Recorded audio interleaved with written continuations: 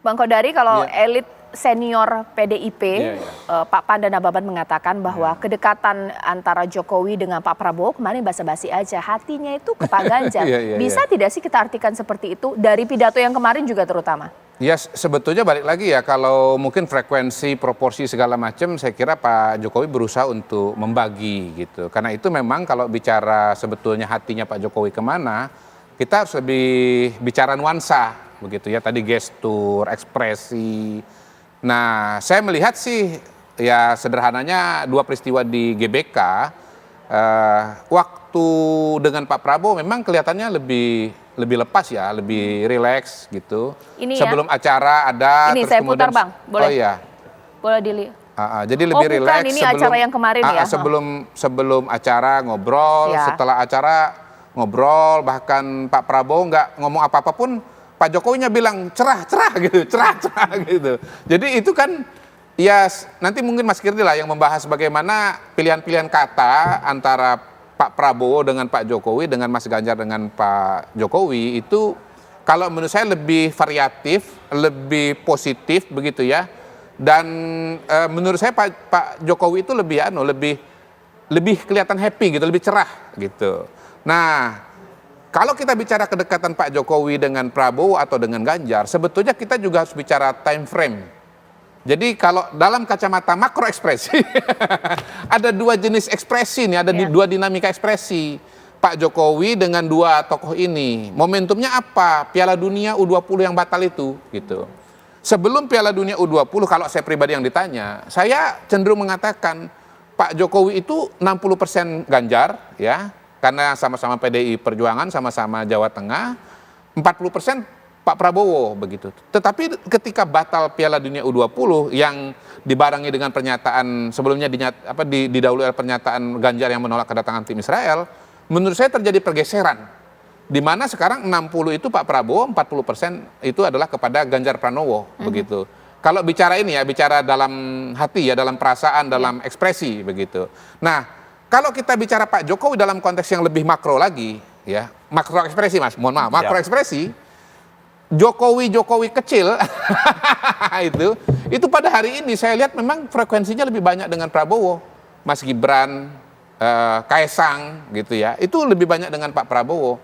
Kemarin ketemu lagi gitu, Kaesang mengundang ke podcast, memang tetap ada juga respon-respon kepada Mas Ganjar, tetapi per hari ini saya lihat kok responnya itu atau komunikasinya antara Gibran dengan Kaesang itu lebih banyak kepada Prabowo gitu ya. Dan memang begini juga, menurut saya sepak bola atau Piala Dunia U20 itu buat Pak Jokowi itu penting dan secara sadar tidak sadar kemudian seperti menjadi pembelah atau pembeda antara Prabowo dengan Ganjar. Pembeda antara Prabowo dengan Ganjar. Apa mungkin misalnya Pak Jokowi ngajak Ganjar nonton pertandingan sepak bola? Saya kira sekarang agak susah. Agak susah. Okay. Nah, ketika Pak Prabowo itu kemudian sekarang justru juga ikut mensupport sepak bola gitu. Mas Ganjar karena peristiwa kemarin. Mas Ganjar kan waktu Piala Dunia Argentina lawan Indonesia itu kan nge-tweet kalau nggak salah ya, foto dia lagi nonton bola di TV gitu.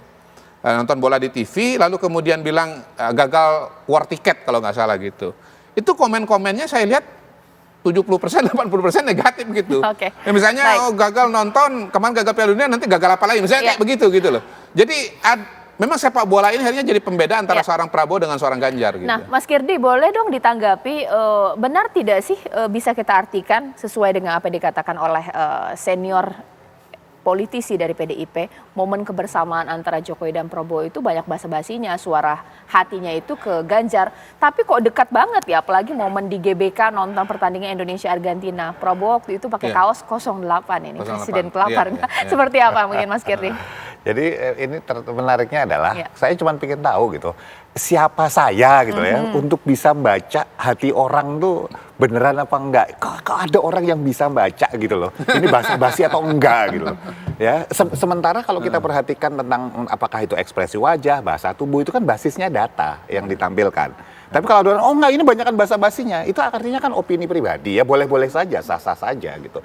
Tapi kalau kita misalnya contoh ya, orang senyum basa-basi, itu kan bisa kelihatan dari gini, dia senyum nih, misalnya senyum bareng gini, terus begitu menghadap ke arah lain senyumnya bisa hilang Hilang. gitu. Iya. Berubah ekspresi Berubah, ya. tapi kalau kita lihat kan enggak gitu loh. Datanya basisnya apa, dibilang basa-basi nggak basa-basi, gitu aja sih sebetulnya. Ya. Jadi banyak peristiwa di mana pertemuan dengan Pak Prabowo itu diwarnai dengan canda tawa kalau istilah saya. Sebelumnya misalnya di Malaysia kan gitu, masuk ketawa-ketawa. Padahal sebelumnya Pak Prabowo itu dipersoalkan soal proposal perdamaiannya di mana di forum di Singapura itu yang dianggap ya kok nggak ngomong sama presiden istilahnya atau inisiatif pribadi begitu. Tetapi nggak kelihatan. Jadi kalaupun misalnya ada hal-hal yang pro kontra dari Pak Prabowo, pada hari ini saya belum melihat ada satu peristiwa di mana hatinya Pak Jokowi itu terluka gitu. Sebagaimana peristiwa sepak bola. Ini mohon maaf nih ya, nggak apa namanya, bukan mundur-mundur lagi ya. Tapi memang menurut saya momentum batalnya Piala Dunia U20 itu mengubah konstelasi, itu game changer gitu loh. Di satu titik itu Ganjar menjadi antitesanya Jokowi gitu. Nah, wacana sepak bola ini hemat saya jangan diabaikan karena apa? Karena ke depan akan ada Piala Dunia U17 gitu. Piala Dunia U17. Jadi dalam perjalanan menuju pemilu presiden ke depan ini sepak bola akan menjadi salah satu panggung utama di mana dinamika politik ya, relasi politik itu akan kelihatan atau tidak kelihatan antara para tokoh-tokoh yang sekarang ini sedang akan bertarung. Oke, sekarang kita balik lagi Mas Kirdi ke pidatonya Presiden Jokowi kemarin di acara Puncak Perayaan Bung Karno. Biasanya kan Presiden itu kalau ngomong kan pelan, pacingnya itu sedikit lama. Kalau pidato kemarin itu seperti apa? Adakah perubahan? Adakah tonasi suara yang kemudian lebih tinggi? Bahkan juga statement siap menang, siap menang, siap menang sampai berulang kali. Itu apa artinya? Nah, kalau kita lihat sebetulnya memang Pak Jokowi most of the time ya, banyak waktu Pak Jokowi kalau ngomong itu memang tertata, terus kemudian tidak pakai tonasi tinggi seperti itu. Tetapi sebetulnya itu tidak selalu seperti itu juga. Pak Jokowi pernah kok waktu Pilpres 2019 ketika pidato itu juga pernah sebetulnya nadanya tinggi gitu. Nah, perlu kita perhatikan ketika beliau berkata bahwa oke, siap menang, itu tangan kanannya, salamnya juga kayak gini memang sih gitu ya. Tapi dia gunakan tangan dominannya beliau untuk menyatakan kepedeannya gitu. Nah, siap menang itu kan tidak spesifik ditujukan pada satu figur tertentu. Dia udah kalau kita perhatikan setelah yang pertama nih nunjuk gitu memperkenalkan calon presiden dari PDIP, kemudian dia perluas lagi kan yang saya katakan tadi, entah pilgub, pileg, pil wali kota, tidak mengerucut ya, tapi malah melebar. Ya? Bukan mengerucut tapi melebar. Dan pilpresnya taruh terakhir. Gitu. Nah, setelah itu kemudian dia balik lagi bahwa kesadaran bahwa ini adalah acaranya PDIP, ya wajar dong kalau dia doain untuk siap menang, siap menang, siap menang. Dan itu untuk siap menang buat PDIP-nya pakai tangan kanan. Pede. Sebenarnya kalau kita mau bicara Pak Jokowi yang bergairah, itu contohnya adalah pidato dia di Musra. Itu pidato terakhir yang saya kira kelihatan betul, this is me gitu, this is what I want. Gitu. Itu Jokowi. Karena di depan para pendukung Jokowi di depan pendukungnya betul itu. Tapi ini kan partainya dia, ini kadernya dia. Nah, itulah dia makanya di situ justru menjadi menarik. Saya melihat di acara Musra itu Pak Jokowi itu selepas-lepasnya lepas gitu. Seekspresifnya ekspresif, sekuat-kuatnya kuat. Kira-kira begitu. Ya kan, intonasinya, ekspresinya, gairahnya, nggak ditahan. Pesan-pesan nggak ditahan gitu. Itu betul-betul kayak apa? Gitu. Wah. Nah, di sini nih kayak gini gitu loh.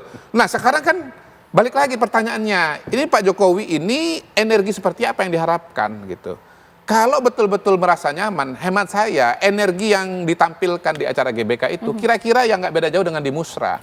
Nah, kalau ada nih gambar Musra ya, pidato di Musra dengan gambar di GBK, aku yakin pemirsa akan bisa melihat dengan mudah perbedaannya gitu. Baik, memang pemirsa momen kedekatan antara Presiden Jokowi dengan Prabowo dan Ganjar ini menjadi penting karena di Pilpres 2024 analisis mengatakan bahwa yang diperebutkan ini paling besar adalah suaranya Jokowi atau suara pemilihnya Jokowi kemarin akan berlabuh ke siapa? Ganjar kah atau Prabowo kah? Cukup tidak ya dengan pidato kemarin suara Jokowi nanti akan berlabuh ke Ganjar atau mungkin banyak juga momen kedekatan dengan Prabowo sesaat lagi. Di Apa Kabar Indonesia Malam.